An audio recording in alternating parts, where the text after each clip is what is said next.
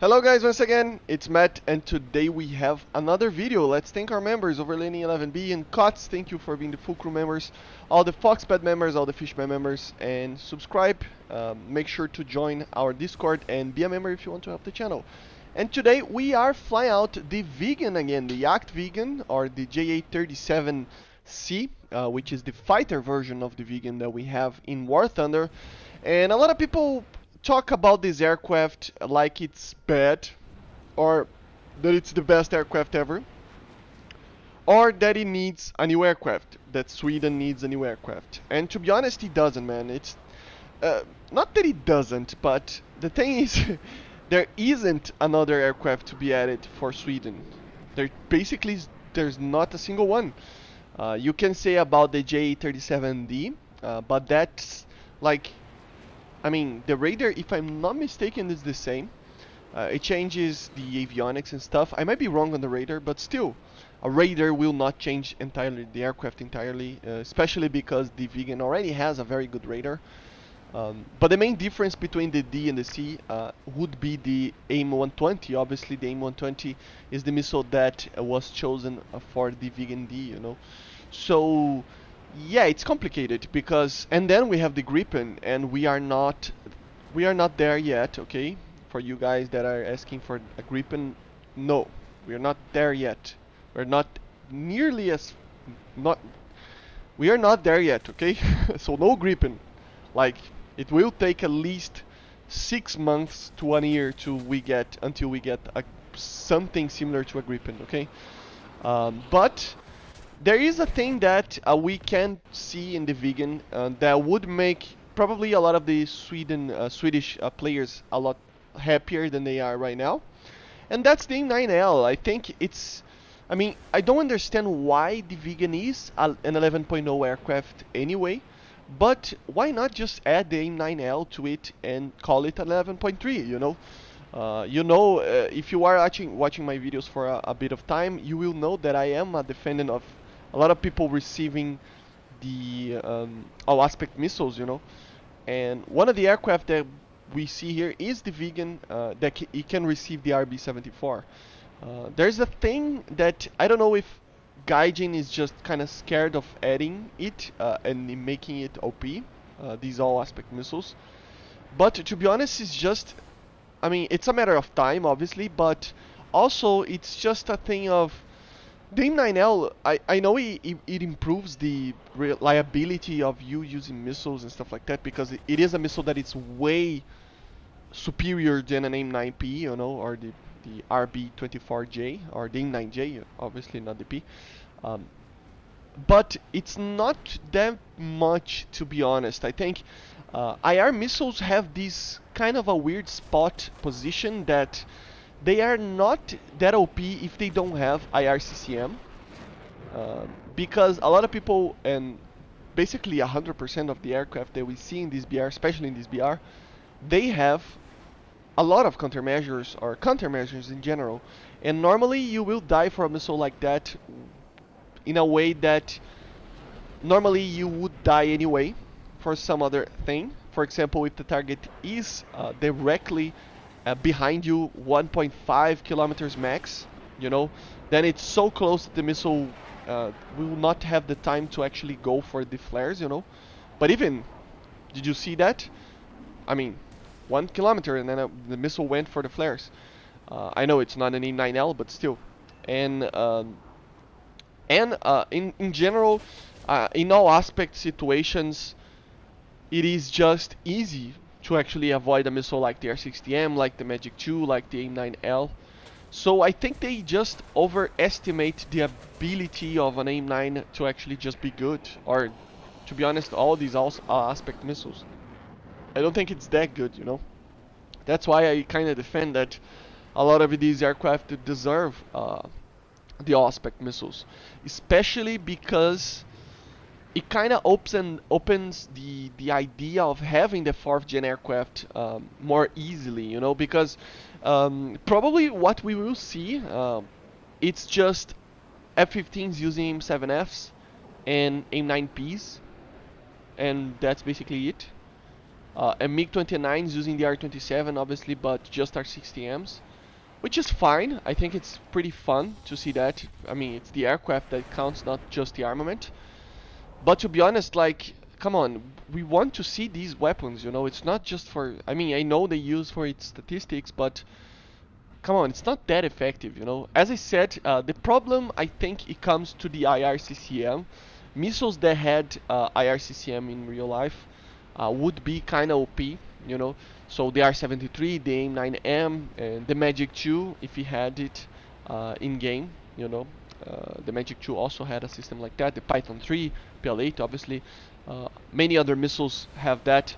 So when it comes to missiles, I don't think it's hard to evade them. You know, it's really not that hard. You normally, it's not like something that it's completely up to the missile. You know, you still have a skill thing. You know, you still have to you are still able to avoid most of these missiles, and yeah, of course, we have this kind of feeling that these missiles are OP, especially because there are some aircraft like the Su-25 and the A-10 that are very low BR and use those missiles.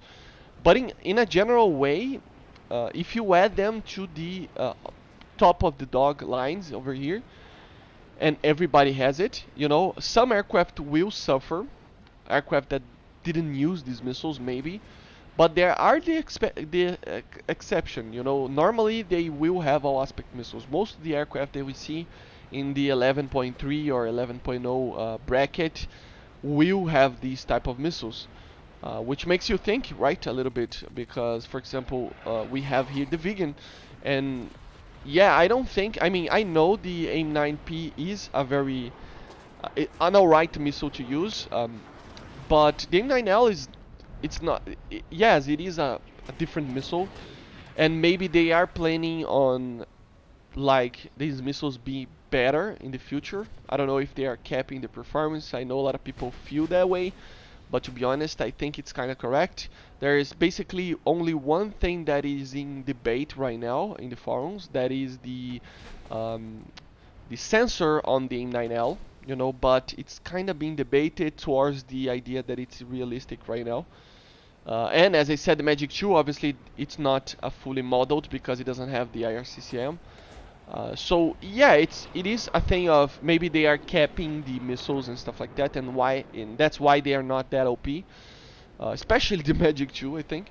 But still, I think especially these late 70 missiles like the R60M and the AIM-9L, I don't think they are OP, and they should be added.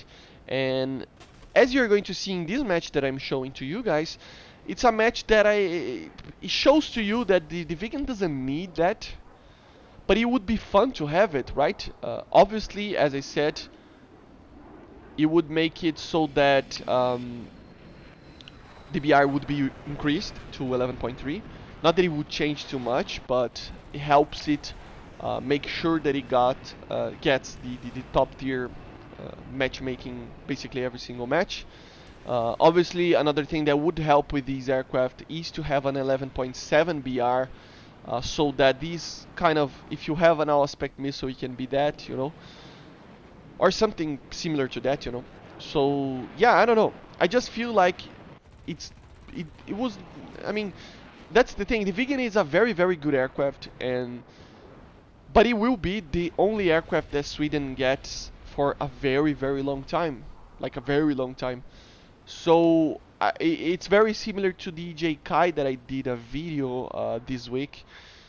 That is just an aircraft that, even though it has a very good, I mean, it's different from the EJ Kai, but yeah, eventually you get my point. But the Vegan has a very good performance. You know, it's a very good aircraft in turning, in dogfights and stuff like that. The radar is very good. It is comparable to the Kai's radar, you know. It's comparable for these early 80s aircraft, you know. It's not something that will be comparable to the Mirage 2000 even, or even the later F-16s, MiG-29s, F-15s, Su-27s. We will not be comparable to that in range and ability to just filter out notching and stuff like that.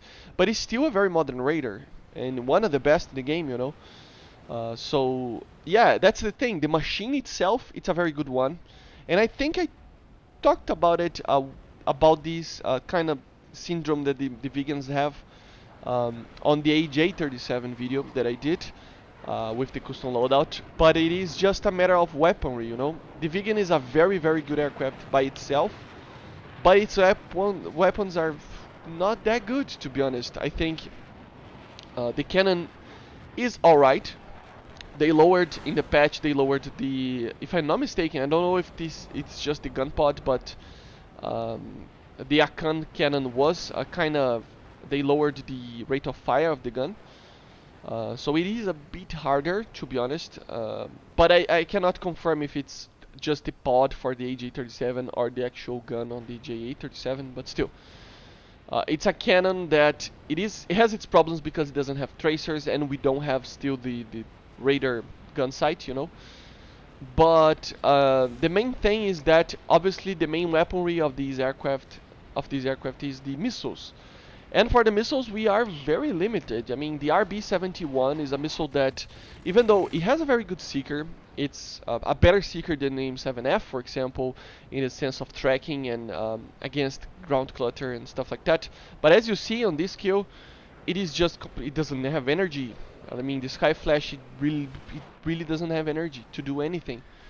So it kind of becomes a problem. It's not an actual BVR weapon.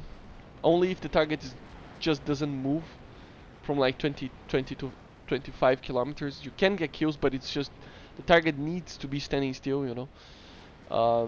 The AIM-9Ps or the Js, you know, the RB-74J, it is an alright missile. A lot of people thought that I was chalking like just the AIM-9J on a video that I did on the AJ Kai, that it was just a bad missile. It's not. It's a very good missile actually. But compared to other missiles that we have, it's kind of limited, you know. And yeah, it doesn't have the range. I mean, if you get a 3-kilometer shot, it's not the usual thing, you know. If a target is cold, it's normally not what happens, you know. So yeah, so you have these missiles that they don't turn too much, or they don't have too much range. A cannon that it's problematic as well. So you become kind of a very good platform, but with kind of poor armament, you know, and that kind of cannot be fixed with the Skyflashes, but it can be fixed with the IR missiles and with the cannon. The cannon, obviously, we could get the radar that I told you about. That would make it a little bit better. Obviously, a lot of people would have this radar as well. The MLD, the F-14, many other Mirage 2000, many other aircraft that are being added in the future will have that system of just tracking where you need to shoot to actually just tell you on the HUD technically, and give you a lead indicator on the gun, you know.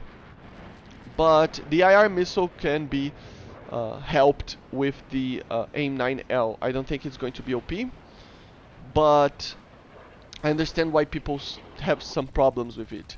Maybe wait a little bit, you know, and until we get stuff like a MiG-29 and stuff like that, or F-16 and stuff, then we will really need a missile like that.